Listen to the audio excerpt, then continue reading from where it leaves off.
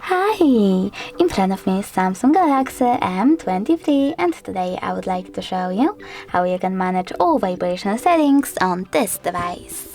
Firstly, go into settings. Now you need to click on sounds and vibrations and over here tap on vibrate right away. This way you can mute your device completely and leave only vibrations. But you can also click on sound and tap on the switcher next to vibrate while ringing. This way you can switch on or off vibrations for your incoming calls. Now scroll down and tap on call vibration pattern.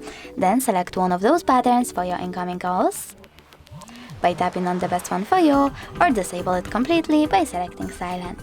Go back, choose notification vibration pattern and do exactly the same.